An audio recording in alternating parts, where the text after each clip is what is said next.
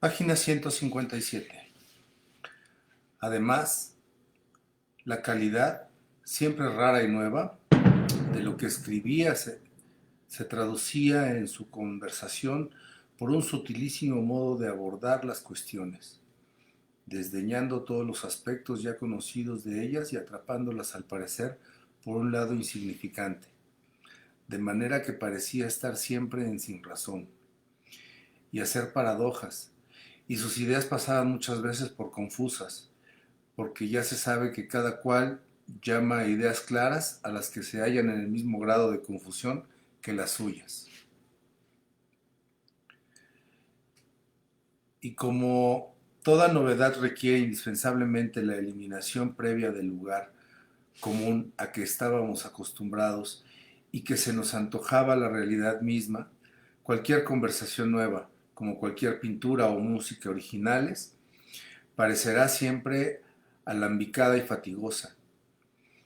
Se apoya en figuras que nos cogen de nuevas, nos parecen que el que habla no hace más que ensartar metáforas, y eso cansa y da una impresión de falso. En el fondo, las viejas formas del lenguaje fueron también antaño imágenes difíciles de perseguir cuando el auditor no conocía aún el mundo que ellas describían, pero desde hace mucho tiempo ya nos figuramos que ese universo es el de verdad y nos apoyamos en él. Y por eso cuando Bergot decía cosas que hoy pasan por muy naturales, que Cotard parecía un ludión que anda buscando el equilibrio y que a Brichot todavía le daba más que hacer su peinado que a la señora de Swann, porque tenía la doble preocupación de su perfil y de su reputación, y era menester que en todo momento la ordenación de su cabello le prestara a la vez aspecto de león y de filósofo. La gente se cansaba enseguida y ansiaba hacer pie en cosas más concretas, decían, queriendo significar más corrientes. Y las palabras incognoscibles que surgían de la máscara que yo tenía delante había que atribuírselas al escritor de mi admiración, pero no hubiese sido posible insertarlas en sus libros como piezas de rompecabezas que encaja entre otras, porque estaban en distinto plano y requerían determinada transposición. Y gracias a esta transposición encontré yo, un día que me estaba repitiendo las frases que oía a Bergot, en esas palabras la misma armazón de su estilo escrito, y pude reconocer y nombrar sus distintas piezas en aquel discurso hablado que tan diferente me pareció al principio.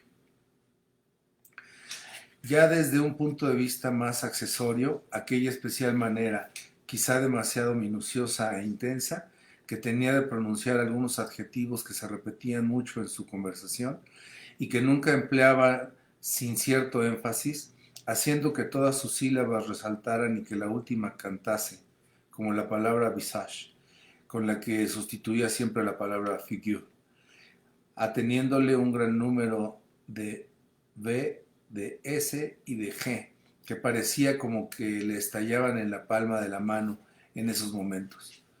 Correspondía exactamente a los bellos lugares de su prosa, en donde colocaba las palabras favoritas en plena evidencia, precedidas de una especie de margen y dispuestas de tal modo en el total número de la frase que era menester, so pena de incurrir en una falta de medida, contarlas con su plena cantidad.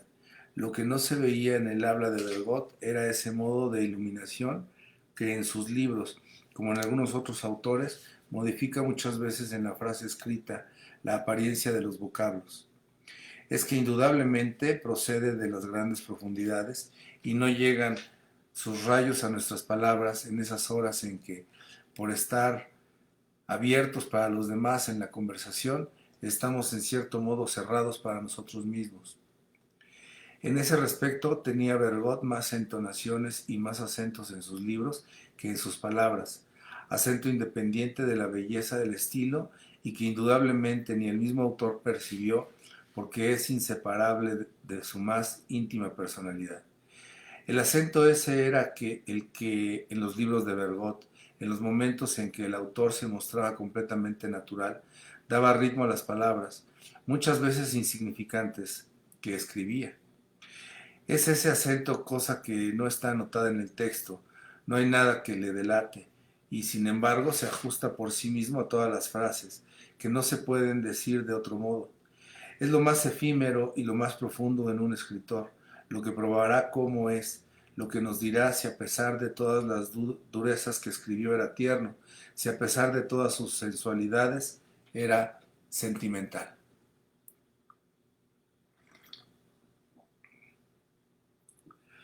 Algunas particularidades de elocución que existían en forma de débiles rasgos en la conversación de Bergot no le eran propiamente personales, porque luego, cuando llegué a conocer a sus hermanos y hermanas, las observé en ellos aún más acentuadas. Era cierto matiz brusco y ronco al finalizar de una frase alegre, cierto matiz expirante y débil al terminar de una frase triste. Swann, que había conocido al maestro de niño, me dijo que entonces se le oían, lo mismo que a sus hermanos y hermanas, esas inflexiones en cierto modo de familia, gritos unas veces de violenta alegría y murmullos otras de melancolía despaciosa, y que en la habitación donde jugaban todos ellos, Bergot ejecutaba su parte en aquellos conciertos, sucesivamente ensordecedores o lánguidos, mejor que ninguno, por particulares que sean todos esos sonidos que se escapan de las bocas humanas, son fugitivos y no sobreviven a los hombres. Pero no ocurrió eso con la pronunciación de la familia Bergot, porque aunque sea muy difícil de comprender hasta en los maestros cantores, como puede un artista inventar música oyendo trinar a los pájaros, sin embargo Bergot transpuso y fijó en su prosa esa manera de arrastrar las palabras que se repiten en clamores de alegría o se van escurriendo en suspiros tristes.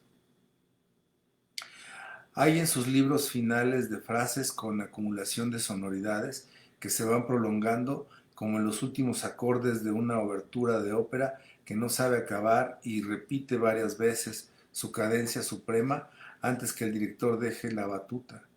Y en ellas vi yo más adelante como un equivalente musical de esos cobres fonéticos de la familia Bergot. Pero él, en cuanto los traspuso en sus libros, dejó inconscientemente de emplearlos en su discurso. Desde el día que empezó a escribir, y con más razón cuando yo le conocí, su voz estaba para siempre desentonada del conjunto Bergot. Aquellos Bergots mozos, el futuro escritor con sus hermanos y hermanas, indudablemente no era, ni mucho menos, superiores a otros jóvenes más finos y graciosos que tenían a los Bergots, por muy bulliciosos, un tanto vulgares e irritantes, con aquellas bromas suyas, características del género de la casa, medio simplón, medio pretencioso, pero el genio y aún un gran talento proviene más bien que de elementos intelectuales y de refinamientos sociales superiores a los ajenos, de la facultad de transponerlos y transformarlos. Para calentar un líquido con una lámpara eléctrica no se trata de buscar la lámpara eléctrica más fuerte, sino una cuya corriente pueda dejar de alumbrar para derivarse y dar en vez de luz calor. Para pasearse por los aires no se requiere el automóvil más potente. Lo que se necesita es un automóvil que no siga corriendo por la tierra, que corte con una línea vertical la horizontal que seguía, transformando su velocidad en fuerza ascensional. Y ocurre igualmente que los productores de obras geniales no son aquellos seres que viven en el más delicado ambiente y que tienen la más lúcida de las conversaciones y la más extensa de las culturas, sino aquellos capaces de cesar bruscamente de vivir para sí mismos y convertir su personalidad en algo semejante a un espejo, de tal suerte que su vida, por mediocre que sea en su aspecto mundano y hasta cierto punto en el intelectual, vaya a reflejarse allí, porque el genio consiste en la potencia de reflexión y no en la calidad intrínseca del espectáculo reflejado. El día en que el joven Bergot pudo mostrar al mundo de sus lectores el salón de mal gusto en que transcurrió su infancia y las no muy divertidas conversaciones que allí tenía con sus hermanos, ese día se puso por encima de los más ingeniosos y distinguidos amigos de su familia, los cuales podrían muy bien volver a sus casas en sus magníficos Rolls Royce, con cierto desprecio por la vulgaridad de los Bergot, pero él, con su modesto coche que por fin había arrancado, marchaba muy por arriba de ellos.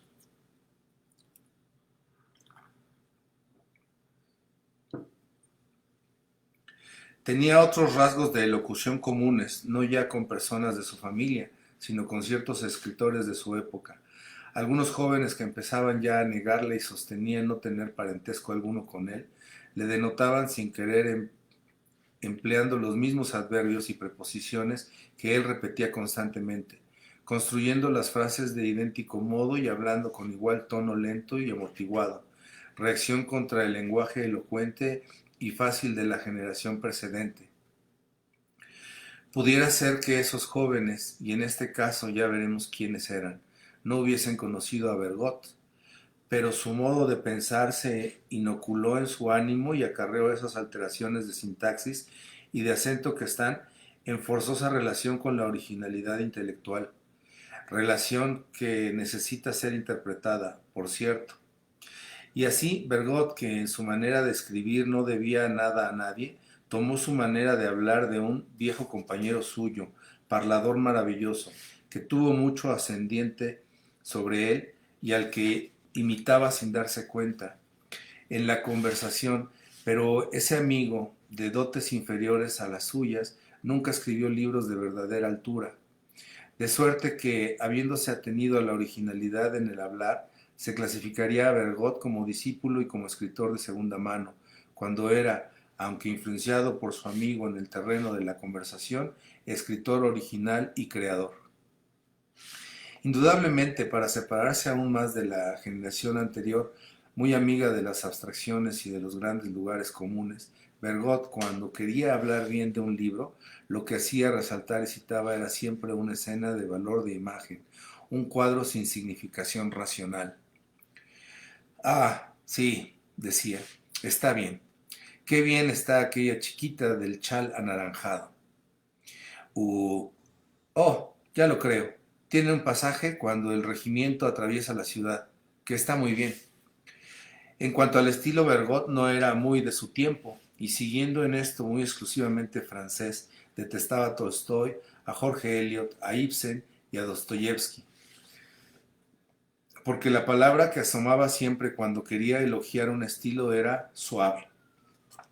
Sí, a pesar de todo, prefiero el Chateaubriand de Atala al lado de René, me parece más suave. Y pronunciaba la palabra como el médico que cuando un enfermo le asegura que la leche no le cae bien en el estómago, responde, pues es muy suave. Cierto que en el estilo de Bergot había una especie de armonía semejante a esa que en los oradores de la antigüedad merecía alabanzas de sus contemporáneos, alabanzas que hoy concebimos difícilmente porque estamos acostumbrados a las lenguas modernas, donde no se busca esa clase de efectos.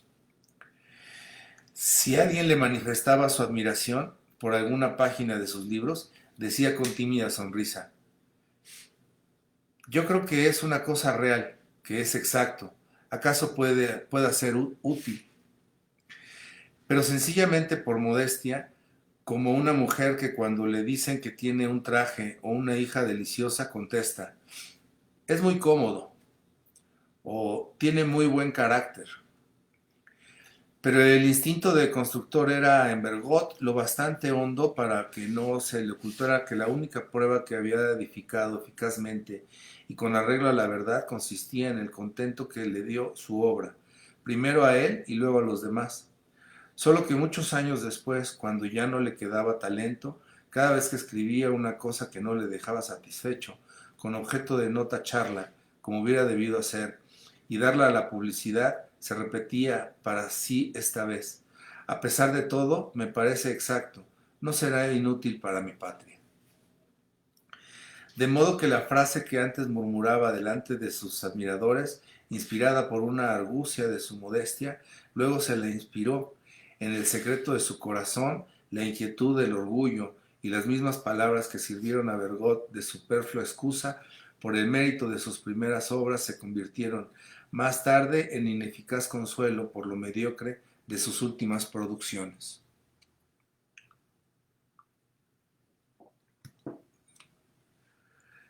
Aquella especie de severidad de gusto que tenía, la voluntad de no escribir nunca más que páginas de las que pudiera decir es una cosa suave, y que le hizo pasar durante tantos años por artista estéril, preciosista, cincelador de pequeñeces, era, por el contrario, el secreto de su fuerza. Porque el hábito forma el estilo del escritor, y como forma el carácter del hombre, y el escritor que sintió varias veces el contento de haber llegado a un determinado punto de satisfacción en la expresión de su pensamiento, planta así para siempre los jalones de su talento, igual que uno mismo, dejándose llevar de la pereza, del placer o del miedo a sufrir. Dibuja en un carácter que acaba por ser imposible de retocar la figura de sus vicios o los límites de su virtud.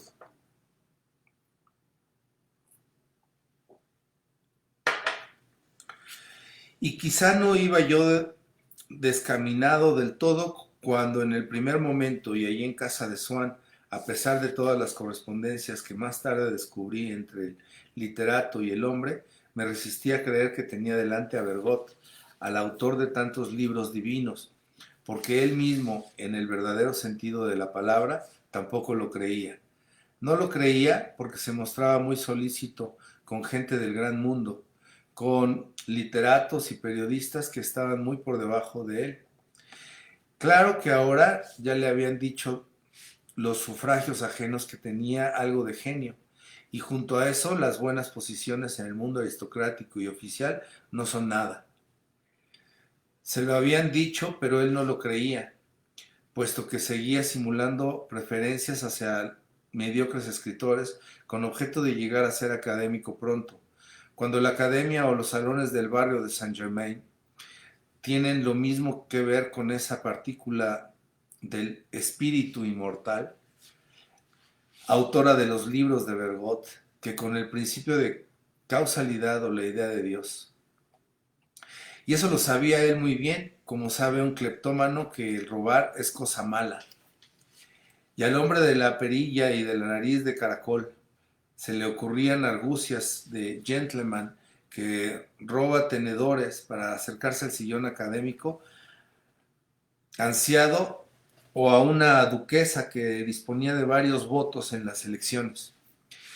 Pero para acercarse de tal manera que ninguna persona que estimara como un vicio el aspirar a esa finalidad pudiese enterarse de sus manejos. Pero no lo lograba por completo, y oía uno alternar con las frases del verdadero Bergot, las del Bergot egoísta, ambicioso, que no pensaba más que en hablar a determinada persona noble, rica o de influencia, con objeto de hacerse valer. Él que en sus libros, cuando era verdaderamente sincero, supo mostrar a la perfección el encanto de los pobres, encanto puro como el de una fuente.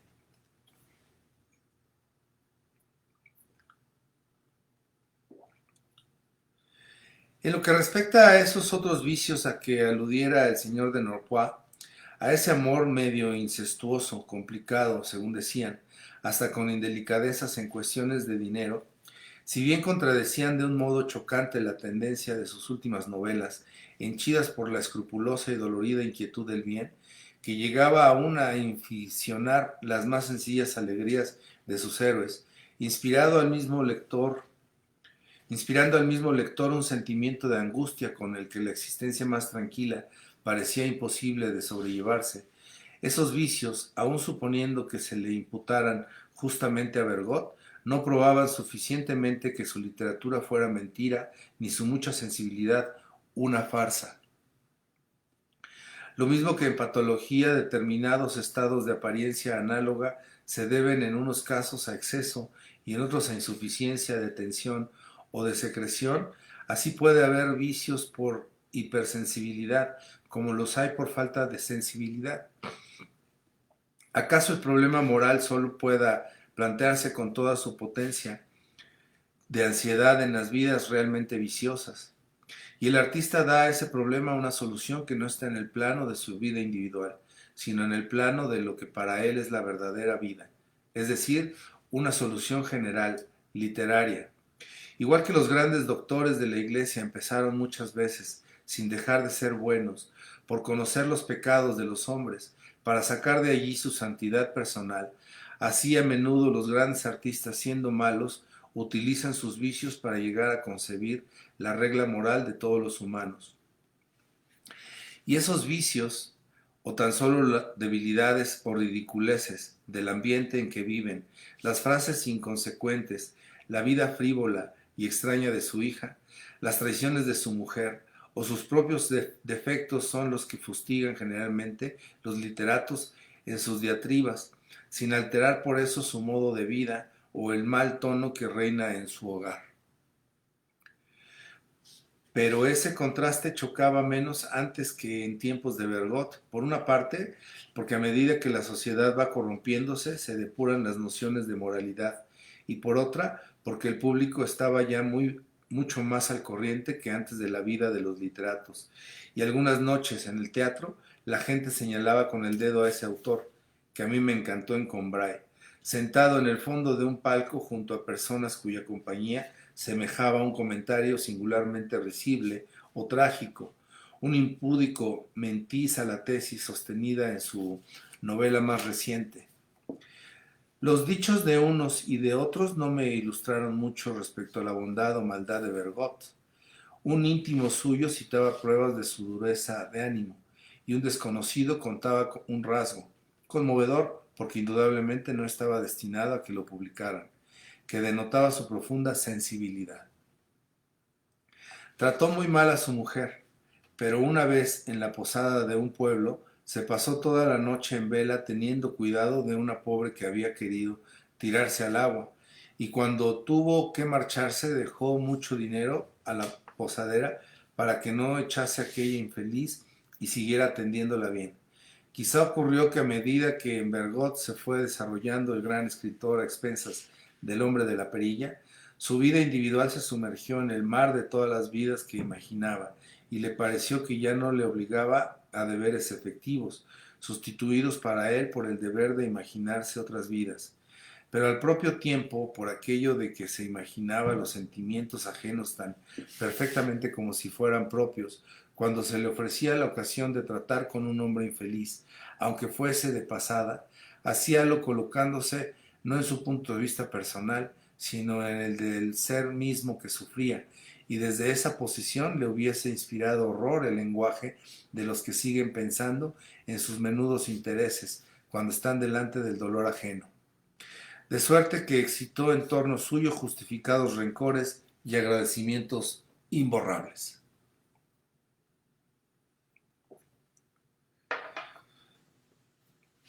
Sobre todo era hombre al que, en el fondo, no le gustaban más que determinadas imágenes, y se complacía en disponerlas y pintarlas bajo la envoltura de la palabra, como una miniatura en el fondo de un cofrecillo, cuando le regalaban una cosa insignificante.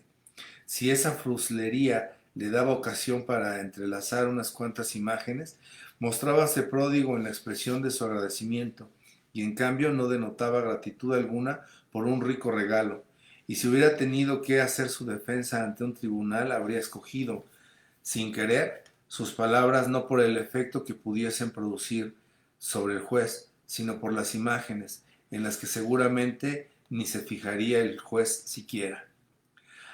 Aquel primer día que le vi en casa de los padres de Gilberta, le conté que había oído hacía poco a la Berma, en Fedre, y me dijo que en la escena donde se queda con el brazo extendido a la altura del hombro, precisamente una de las que más aplaudieron, la artista había sabido evocar con arte nobilísimo algunas obras magistrales de la escultura antigua, sin haberlas visto nunca quizá.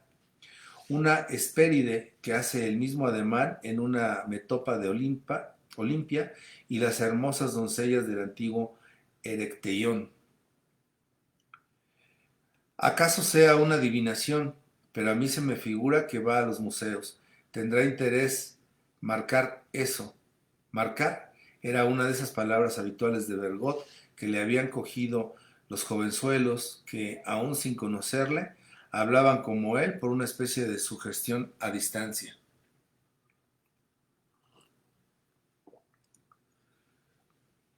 ¿Se refiere usted quizá a las cariátides, dijo Swann. No, no, dijo Bergot.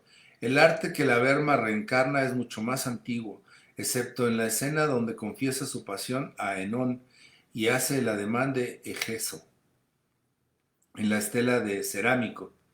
Yo aludía a las Corae de Erecteion viejo, aunque reconozco que está lejísimos del arte de Racine, pero hay ya tantas cosas en Fedre que por una más. Y es tan bonita esa menuda Fedra del siglo VI, con la verticalidad del brazo y el rizo de pelo que hace el efecto de mármol. Ya tiene mérito, ya lo creo, el de haber dado con eso. Hay en ese ademán más cantidad de antigüedad que en muchos libros que este año llamamos antiguos.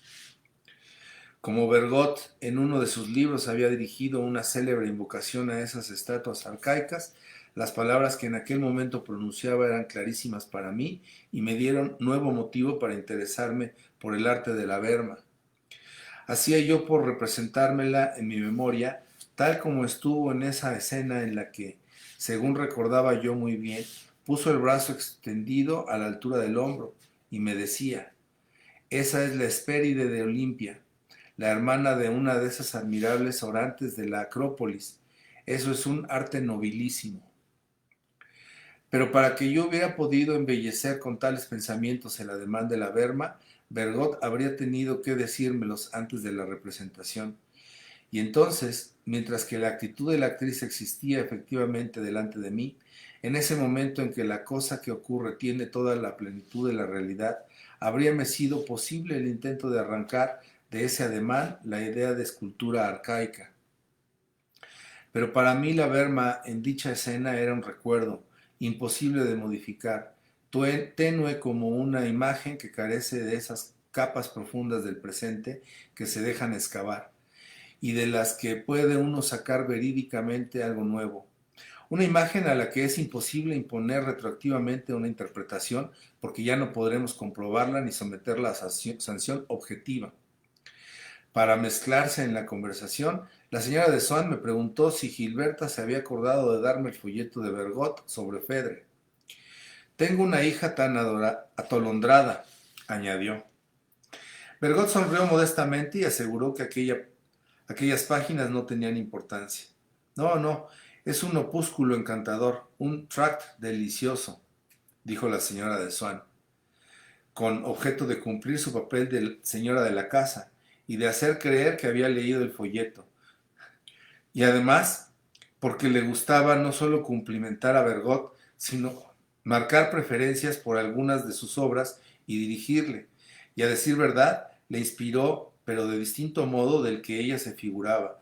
Pero ahí es que existen tales relaciones entre lo que fue la elegancia del salón de los Swann y un determinado aspecto de la obra de Bergot, que para los viejos de hoy ambas cosas pueden servirse alternativamente de comentario mutuo.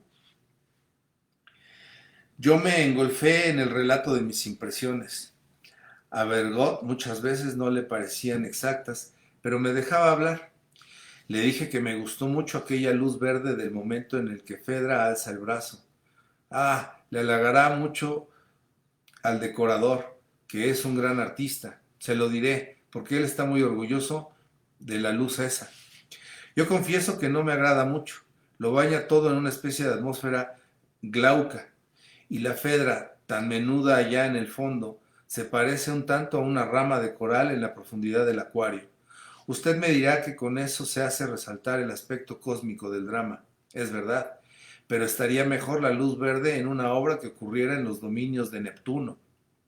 Y no es que yo ignore que ahí hay algo de venganza de Neptuno, porque yo no exijo que se piense exclusivamente en Port Royal.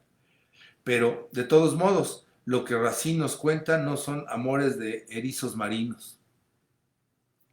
Pero mi amigo lo ha querido así, y hay que reconocer que tiene valor y que al fin y al cabo es bonito.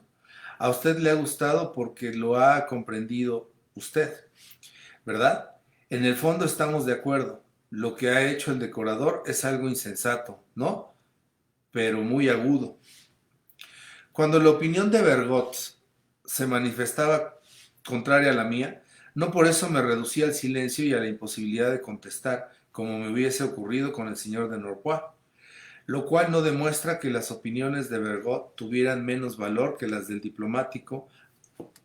Al contrario, una idea fuerte comunica al contradictor una parte de su fuerza, como participa del valor universal del espíritu, se clava y se ingiere en medio de otras ideas adyacentes en el ánimo de aquel contra quien se emplea, que ayudándose de esos pensamientos fronterizos cobra aliento, la completa y la rectifica, de modo que la sentencia final viene a ser obra de las dos personas que discutían.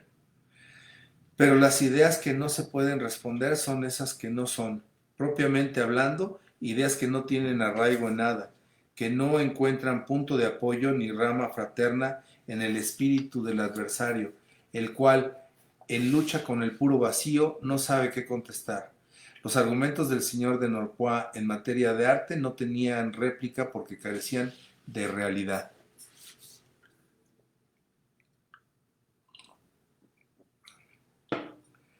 Bergot no rechazaba mis objeciones, y yo entonces le confesé que el señor de Norpois las había estimado despreciables. Es un viejo estúpido. Le ha dado a usted picotazos porque se le figura siempre que tiene delante un bizcocho o una jibia. ¿Con que conoce usted a Norpois?, me dijo Swann. Es más pelma que el oír llover, interrumpió su mujer, que tenía gran confianza en la opinión de Bergot y temía indudablemente que Norpois nos hubiese hablado mal de ella. Quise charlar con él un rato después de cenar, y yo no sé si es por los años o por la digestión, pero me pareció fangoso. Sería menester hacerle salir de su abatimiento. Sí, dijo Bergot, muchas veces no tiene más remedio que callarse para no agotar antes de que termine la noche esa provisión de tonterías de almidón que lleva en la pechera de la camisa y en el chaleco para que estén bien blancos. Yo considero que Bergot y mi esposa son muy duros con él, dijo Swann, que en su casa se revestía del papel del hombre de buen juicio. Reconozco que no puede interesarles a ustedes mucho, pero desde otro punto de vista, porque a Swann le gustaba recoger las bellezas de la vida, es curioso, muy curioso, visto como enamorado. Siendo secretario en Roma, continuó después de haberse cerciorado de que Gilberta no le oía. Tenía una querida en París por la que estaba trastornado y siempre encontraba un medio para hacer el viaje 2 veces por semana y estar con ella 2 horas. Mujer muy inteligente y deliciosa por aquel entonces, hoy está viuda y lleva el título del marido. Ha tenido muchas más en los intervalos. Yo me hubiera vuelto loco si mi querida hubiese tenido que vivir en París y yo en Roma. Los caracteres nerviosos deben enamorarse siempre de personas que sean menos que ellos, como dice el vulgo, porque así la mujer querida está a su discreción por el lado económico. En aquel momento, Swann se dio cuenta de que yo podía aplicar esa máxima a Odette y a él, y como hasta tratándose de seres superiores que parece que se ciernen con uno por encima de la vida, el amor propio perdura con su mezquindad. Le entró gran rabia contra mí, pero solo se manifestó por su inquieta mirada, y por el momento nada me dijo, cosa que no es de extrañar. Cuando Racine, según cuenta una tradición falsa, es verdad, pero cuya materia se repite a diario en la vida de París, aludió a Scarron delante de Luis XIV. El monarca más poderoso del orbe no dijo nada al poeta la noche aquella, pero al día siguiente Racine había caído del favor real. Pero como toda teoría procura buscar su expresión plena, Swann, pasado aquel minuto de irritación y después de limpiar el cristal de su monóculo, completó su pensamiento con esas palabras que más tarde cobraron en mi memoria el valor de su profético aviso que no supe tener en cuenta. Sin embargo, el peligro de este género de amores consiste en que la sujeción de la mujer calma por un momento los celos del hombre, pero luego aún le hace más exigente y le llega a obligar a su querida a que viva como esos presos que tienen las celdas iluminadas día y noche para vigilarlos mejor. y por lo general la cosa acaba en drama. Yo volví al señor de Norpois. No se fíe usted de él, al contrario, tiene muy mala lengua, me dijo la señora de Swann, con acento que parecía significar que el señor de Norpois había hablado mal de ella, y me lo confirmó el ver que Swann miraba a su esposa como reprendiéndola y para que no siguiera hablando. Mientras tanto, Gilberta, aunque ya le habían dicho 2 veces que fuera a prepararse para salir, seguía escuchándolo lo que decíamos entre sus padres, apoyada mimosamente en los hombros en el hombro de Swann. A primera vista advertíase marcadísimo contraste entre la señora de Swann, que era morena, y aquella chiquilla de pelo rojizo y el cutis dorado, pero luego ya iba uno reconociendo en Gilberta muchos rasgos. Por ejemplo, la nariz cortada con brusca e infalible decisión por el invisible escultor que trabajaba con su cincel para varias generaciones. Gestos y movimientos de su madre, y valiéndonos de una comparación tomada a otro arte, podría decirse que se asemejaba a un retrato poco parecido de la señora de Swann, retrato que el pintor hubiese hecho por un capricho de colorista cuando Odette se disponía a salir para una cena de cabezas disfrazadas, medio vestida de veneciana, y como no solo tenía una peluca rubia, sino que todo átomo sombrío había sido expulsado de su carne, que despojada de sus velos oscuros parecía aún más desnuda, cubierta solo por los rayos que lanzaba un sol interior. El colorete era al parecer no cosa superficial, sino de carne, y Gilberta diríase que figuraba un animal fabuloso o que llevaba un disfraz de la mitología. Aquel cutis rojizo era parecidísimo al de su padre, como si a la naturaleza se le hubiera planteado el problema, cuando tuvo que crear a Gilberta, de ir reconstruyendo poco a poco a la señora de Swann, pero sin tener otra materia a su disposición que la piel de Swann. Y la naturaleza la había utilizado a perfección, como un buen constructor de arcones que quiere dejar a la vista el granillo y los nudos de la madera. Y así, en el rostro de Gilberta, en el rincón que formaba la nariz perfectamente reproducido de su madre, la piel se hinchaba para conservar intactos los 2 lunares de Swann. Era una nueva variedad de la señora de Swann, obtenida junto a ella como una lila blanca junto a una lila violeta. Sin embargo, no hay que representarse la línea de demarcación entre los dos parecidos, el de su padre y el de su madre, como perfectamente definida. A veces, cuando Gilberta se reía, veías el óvalo de la mejilla de su padre en la cara de su madre, como si los hubieran mezclado para ver lo que resultaba. Ese óvalo se precisaba como toma forma un embrión, se alargaba oblicuamente, se hinchaba y luego, al cabo de un instante, había desaparecido. Gilberta tenía en los ojos el mirar franco y bueno de su padre. Con él me miró cuando me regaló la bolita de ágata y me dijo: consérvela usted como recuerdo de nuestra amistad. Pero si se le preguntaba qué es lo que había estado haciendo, veíase en idénticos ojos aquel malestar, disimulo, incertidumbre y tristeza que eran antaño los de Odette siempre que le preguntaba a Swann a dónde había ido, y ella le daba una contestación mentirosa, que cuando amante le desesperaba y cuando marido le hacía cambiar de conversación, esposo prudente y discreto.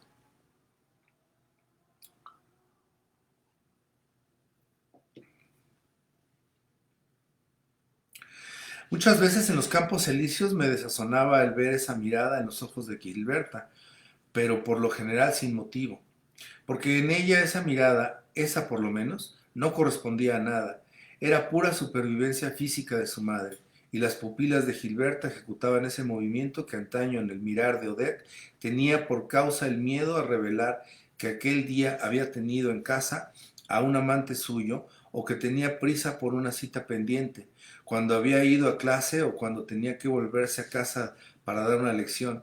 Y así eran visibles aquellos dos temperamentos de Swann y de Odette, ondulando, refluyendo, penetrándose uno al otro en el cuerpo de esta Melusina. Es cosa sabida que un niño tiene cosas de su padre y de su madre, pero la distribución de las buenas y malas cualidades heredadas está hecha de un modo tan raro que de dos virtudes que en uno de los padres parecían inseparables, no perdura en el hijo más que una, y aliada a aquel defecto de su otro progenitor, al parecer más inconciliable con dicha virtud. Y hasta la encarnación de una cualidad moral en un defecto físico incompatible con ella es con frecuencia ley del parecido filial.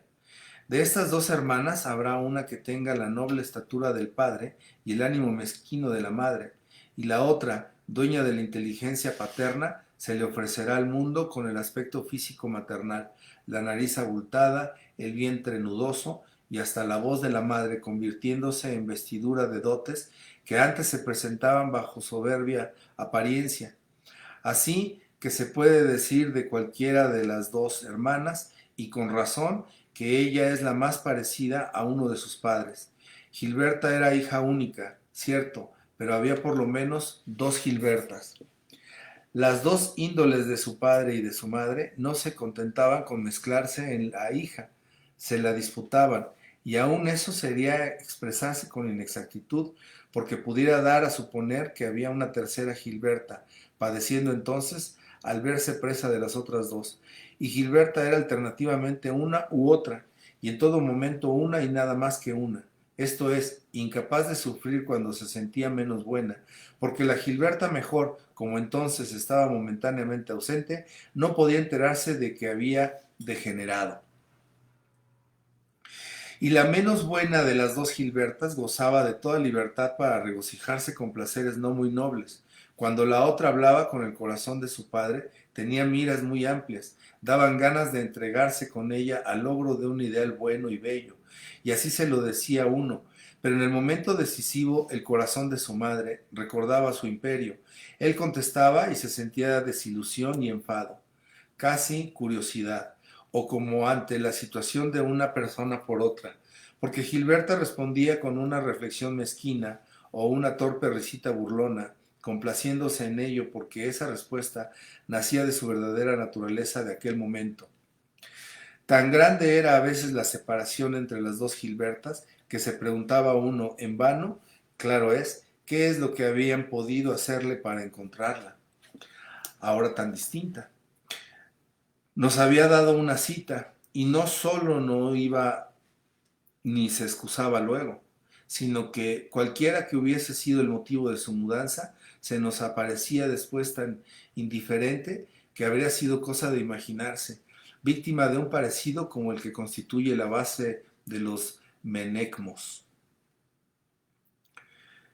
que la estaba que la que estaba delante no era la misma persona que tan amablemente nos invitara a reunirnos, a no ser porque el mal humor con que nos recibía delataba que se sentía culpable y quería evitar las explicaciones.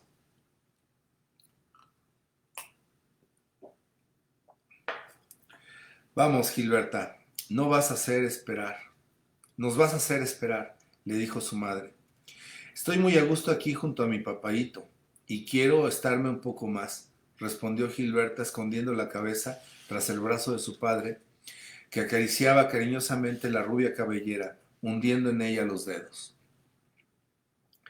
Era Swan un hombre de esos que viven mucho tiempo con la ilusión del amor y ven que contribuyen a acrecentar la felicidad de muchas mujeres con el bienestar que les proporcionan, pero sin inspirarles ningún agradecimiento ni cariño hacia ellos.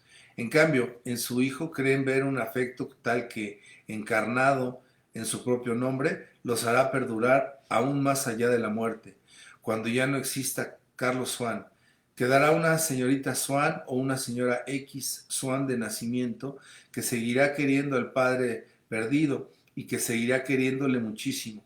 Debía de pensar Swan porque contestó a Gilberta. Eres una hija muy buena, con un tono enternecido por la inquietud que nos inspira para el porvenir, el apasionado cariño que nos tiene un ser que habrá de sobrevivirnos. Para disimular su emoción se metió en nuestra conversación sobre la berma. Me llamó la atención, aunque en tono de indiferencia y malestar, como el que quiere permanecer ajeno a lo que está diciendo, sobre la inteligencia y la imprevista justeza con que dice la actriz a Enón. Tú lo sabías. Era cierto, por lo menos, la entonación aquella tenía un valor inteligible realmente, y por ende capaz de satisfacer mi deseo de hallar irrefutables razones para admirar a la Verma. Pero no me contentaba por su misma claridad. Tan ingeniosa era la entonación, tan definidos su intención y su sentido, que parecía como si tuviese existencia propia y que cualquier artista inteligente podía cogerla. Era una hermosa idea, pero todo el que fuese capaz de concebirla plenamente la poseería igual. Quedaba a la Verma el mérito de haberla encontrado, pero es que puede emplearse esa palabra, encontrar, cuando se trata de encontrar una cosa que no sería distinta si nos la diese otro, que no depende esencialmente de nuestro ser, puesto que otro la puede reproducir luego. Dios mío, ¿cómo eleva su presencia de usted el nivel de la conversación? Me dijo Swann, como para excusarse ante Bergot, porque en el círculo Guermantes se había acostumbrado a recibir a los grandes artistas como a buenos amigos, limitándose a darles los platos que les gustan y la ocasión de jugar a los juegos o, si es en el campo, a los deportes que más le agradan. Se me figura que estamos hablando de arte, añadió. Está muy bien, eso es lo que a mí me gusta, dijo la señora de Swann, lanzándome una mirada de gratitud en señal de reconocimiento, por bondad y además porque aún le duraban sus viejas aspiraciones a una conversación más intelectual.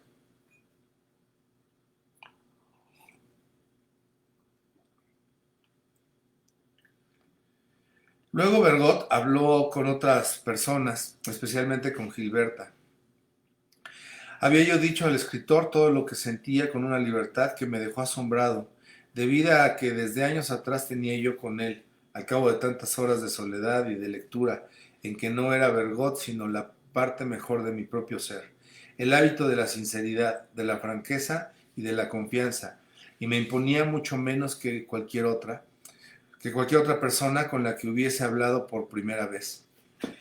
Y sin embargo, por la misma razón, estaba muy preocupado de la impresión que debí de haberle producido, porque el desprecio hacia mis ideas que yo le atribuía no era de entonces, sino que databa de los años, ya bien pasados, en que comencé yo a leer sus libros en nuestro jardín de Combray. Y a pesar de todo, debía habérseme ocurrido que si fui sincero, si no hice más que abandonarme a mi pensamiento, al encariñarme por un lado con la obra de Bergot y al sentir, por otro, en el teatro una desilusión cuyas razones se me ocultaban, esos dos movimientos instintivos que me arrastraron no podían ser muy distintos entre sí y tenían que obedecer a idénticas leyes, y que ese espíritu de Bergot que tanto me enamoró en sus libros no debía de ser enteramente extraño y hostil a mi decepción y a mi incapacidad para expresarla, porque mi inteligencia no era más que una, y quién sabe si no existe más que una inteligencia, de la que todos somos vecinos, y a la que mira cada cual desde el fondo de su cuerpo particular, como en el teatro donde todo el mundo tiene un sitio, pero en cambio no hay más que un escenario. Indudablemente, las ideas que a mí me gustaba desenredar no eran las que Bergot profundizaba ordinariamente en sus libros, pero si la inteligencia que teníamos él y yo a nuestra disposición era la misma, al oírmelas explicar tenía que recordarlas y, con cariño, sonreírles porque probablemente, y a pesar de lo que yo suponía debía de tener ante su mirada interior, una parte de inteligencia distinta de aquellas cuyas recortaduras puso en sus libros y que me servía para imaginarme todo su universo mental. Así como los sacerdotes, por señorear una gran experiencia del corazón humano, pueden perdonar tanto mejor pecados que ellos no cometen, lo mismo el genio, por poseer una gran experiencia de la mente, es tanto más capaz de comprender las ideas más opuestas a las que constituyen el fondo de su propia obra. Y debía habérseme ocurrido todo esto, cosa por lo demás nada grata, porque la benevolencia de los espíritus superiores tiene como corolario la incomprensión y la hostilidad de los mediocres, y siempre es menor la alegría que nos inspira la amabilidad de un escritor, que en rigor pudimos buscar en sus libros, que el dolor que nos causa la hostilidad de una mujer, no escogida por su inteligencia, pero a la que no puede uno por menos de amar. Debía habérseme ocurrido todo eso, pero no se me ocurrió, y me quedé persuadido de haber parecido estúpido a Bergot cuando Gilberta me murmuró al oído: estoy loca de alegría porque ha conquistado usted a mi gran amigo Bergot. Ha dicho a mamá que le parece usted muy inteligente. ¿Dónde vamos?, pregunté a Gilberta. Donde quieran, a mí ir aquí o allá. Pero desde el incidente ocurrido el día que hacía años de la muerte de su abuelo, yo siempre me preguntaba si el carácter de Gilberta no era muy otro que el que yo me figuraba, si esa indiferencia por lo que decidieran ese juicio, esa calma y esa cariñosa y constante sumisión se escondían por el contrario fogosos deseos que ella no quería aparentar por razón de amor propio y que revelaba únicamente su repentina resistencia cuando por casualidad se veían contrariados esos deseos. Como Bergot vivía en el mismo barrio que mis padres, salimos juntos y en el coche me habló de mi estado de salud.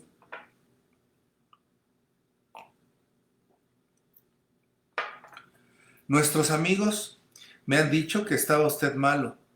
Le compadezco mucho, pero no extraordinariamente, porque veo bien que no le falta a usted los placeres de la inteligencia, que para usted, como para todo el que los haya saboreado, serán los primeros. Pero yo me di cuenta de que desgraciadamente lo que decía era poco exacto en mi caso. Para mí, que me quedaba frío con cualquier razonamiento, por elevado que fuese,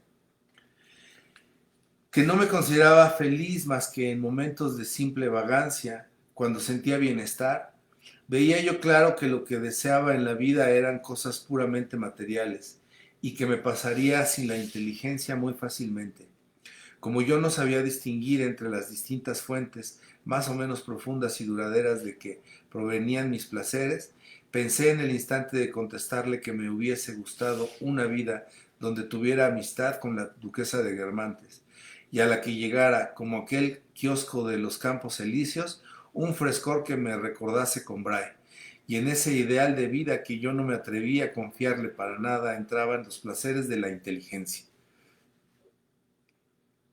No, señor, los placeres de la inteligencia son poca cosa para mí.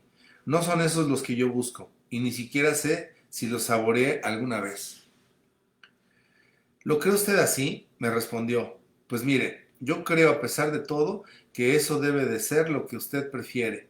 Vamos, me lo figuro. No me convenció, es cierto, pero sin embargo sentíame yo más contento, más desahogado. Lo que me dijo el señor de Norpois dio lugar a que considerase yo mis ratos de ilusión, de entusiasmo y de confianza como puramente subjetivos y exentos de realidad. Y resultaba que según Bergot, que al parecer conocía mi caso, el síntoma que menos debía preocuparme era, por el contrario, el de la duda y el descontento hacia mí mismo.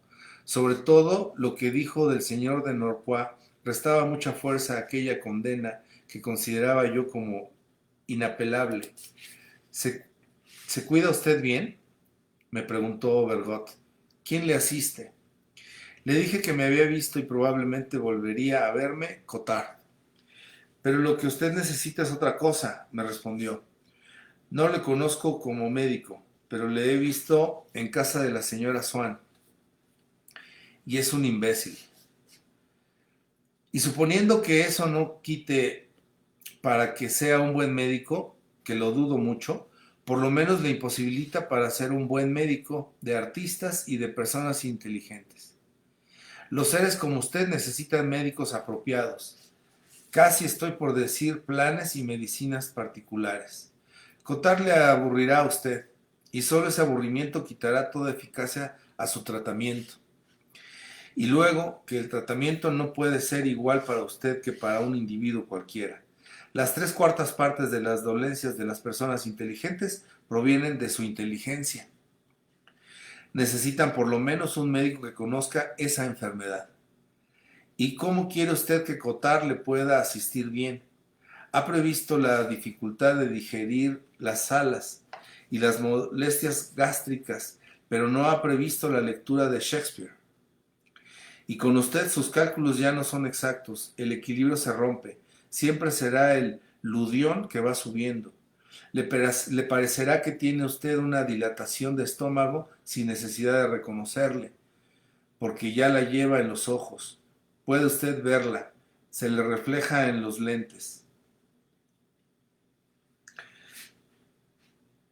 Este modo de hablar me cansaba mucho y me decía yo con la estupidez del sentido común, ni hay dilatación de estómago reflejada en los lentes del profesor Cottard, ni hay tonterías escondidas en el chaleco blanco del señor de Norpois.